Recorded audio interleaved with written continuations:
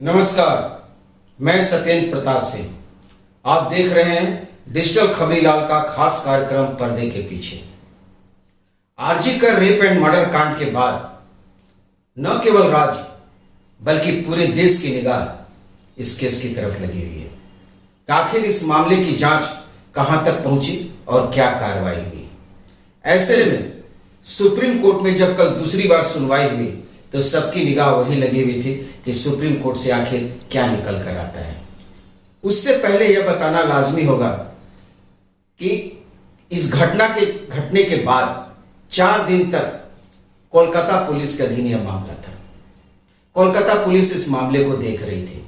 Kolkata police की अगर सबसे बड़ी और एकमात्र उपलब्धि बोले तो वह सिविक वॉलेंटियर संजय राय को गिरफ्तार करने में कामयाब रही, जो अभी भी और आज तक हिरासत में है।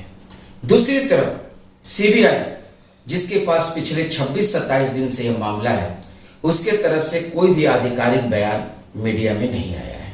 ऐसे में लोगों की निगाह सुप्रीम कोर्ट की तरफ रह रही है कि बार बार कि जो कुछ भी जानकारी मिलेगी वह सुप्रीम कोर्ट के माध्यम से ही मिलेगी। दरअसल सीबीआई ने भी कोई औपचारिक बयान या मीडिया को संबोधित नहीं किया है कि इस मामले की जांच कहां तक पहुंची है या कार्रवाई में क्या क्या अभी तक हुआ है, ऐसी कोई जानकारी नहीं है। ऐसे में जब कल सुनवाई हुई तो लोगों की निगाह टिकी हुई थी, उत्सुकता भी था। लोग अनुमान कर रहे थे कि आज कुछ शायद अच्छी खबर सुनने को मिले।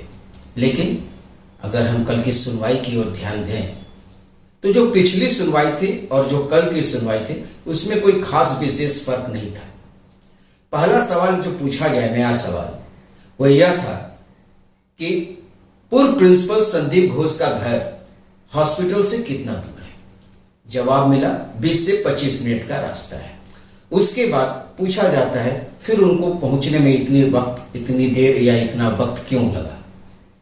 उसके बाद फिर वही टाइमिंग पर सवाल शुरू होता है, बॉडी पहले किसने देखी, पोस्टमार्टम कितने बजे हुआ, जीडी कितने बजे हुई, एफआईआर कितने बजे हुआ। ये सारी वही बातें थी जो पिछली सुनवाई में थी, जो दूसरी सुनवाई में भी देखने को मिली। नया सिर्फ यह था कि कल पोस्टमार्टम चालान को लेकर बात उठी। जस्टिस चंद्रचूड़ ने पूछा कि पोस्टमार्टम चालान कहाँ है। चालान वह होता है जो पुलिस कांस्टेबल लेकर पोस्टमार्टम के वक्त जाता है। उस वक्त कपिल सिब्बल के पास कोई ठोस जवाब नहीं था। उन्होंने कहा कि मैं हल्फनामे के जरिए इसको बता दूंगा। सुप्रीम कोर्ट ने भी उसको बहुत ज्यादा उस पर जोर नहीं दिया, हालांकि उसका होना बहुत जरूरी था, जिससे टाइमिंग का पता चलता कि पोस्टमार्टम के वक्त क्या हुआ, कितने बजे को, उससे केस का अंदाजा लगाया जा सकता था कि कितने देर हुए। दूसरी तरफ सॉलिसिटर जनरल और सरकार के तरफ से वकील, केंद्र सरकार के जो वकील हैं, उन्होंने जो मामलाकारियों की तरफ से कहा कि हमें तो कुछ बहुत सारे सबूत दिए ही नहीं गए। दरअसल किसी भी घटना का शुरू का जो 4-5 घंटा होता है वही महत्वपूर्ण होता है, लेकिन हमें तो मामला ही 5 दिन बाद मिला। ऐसे में हमें बार बार इंतजार करना पड़ रहा है। उनसे पूछा गया कि आपको वीडियो क्लिप्स मिले हैं, तो उन्होंने बताया कि हाँ, कुछ वीडियो क्लिप्स मिले हैं, उसकी जांच हो रही है। जहां तक फॉरेंसिक जांच की बात थी, उन्होंने तुषार मेहता ने कहा कि हम उसको एम्स या कहीं और भेज के उसको जांच भी कराना चाहते हैं, डबल रिपोर्ट माने दूसरी एक रिपोर्ट भी लेना, डिफरेंट ओपिनियन भी लेना चाहते हैं। खैर ये बात चलती रही। इसके बाद मूल मुद्दा जो था रेप एंड मर्डर का, उसमें कोई खास परिवर्तन देखने को नहीं मिला। वहीं राज्य सरकार की तरफ से कपिल सिब्बल ने राज्य में 23 लोगों की मौत की बात उठाई कि अस्पताल में चल रहे स्ट्राइक के कारण 23 लोगों की मौत हो चुकी है और जूनियर डॉक्टर्स और स्टाफ्स वगैरह काम में वापस नहीं लौट रहे हैं। इस पर तुषार मेहता ने कहा कि यह रिपोर्ट भी हम लोगों को नहीं मिली है। वैसे बहुत सारी रिपोर्टें हम लोगों से छुपाई जा रही है, हो सकता है यह भी छुपा ली गई हो।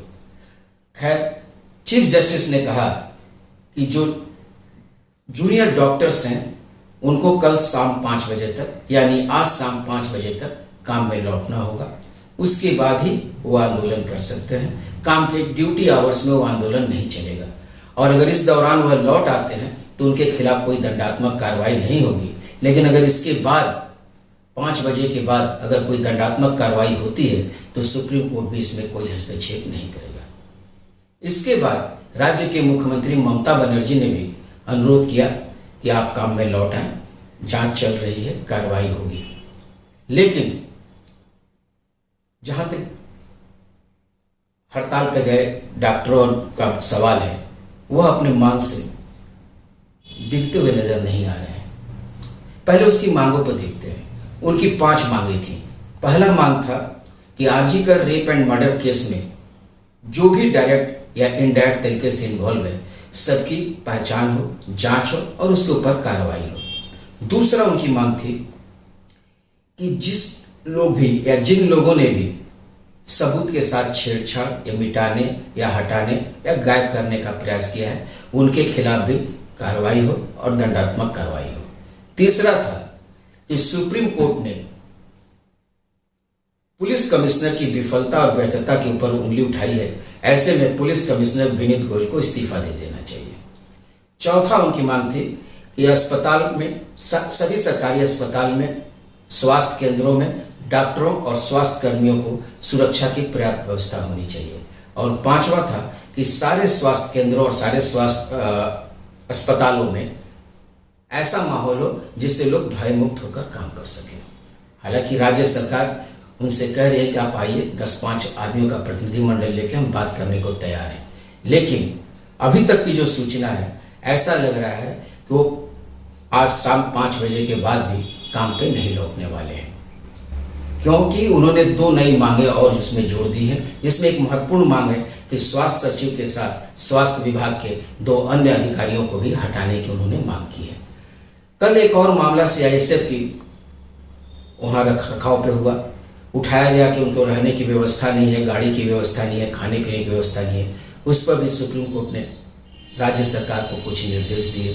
इसके अलावा एक पीआईएल के तहत बीजेपी नेता और वकील कौस्तव बागची भी खड़े हुए और वे जब बोल रहे थे तो जस्टिस चंद्रचूड़ ने उनसे कहा कि आप मुझसे कह रहे हैं या गैलरी में लोगों को सुना रहे हैं, आप पहले अपनी आवाज को धीमी कीजिए और उसके बाद बात कीजिए। कुल मिलाकर यह था कि फिर एक नई तारीख मिल गई है, 17 तारीख, अगले मंगलवार को सुनवाई होगी। तब तक के लिए इंतजार ही किया जा सकता है। फिलहाल आज के लिए बस इतना ही। कल फिर मिलते हैं इसी समय पर्दे के पीछे।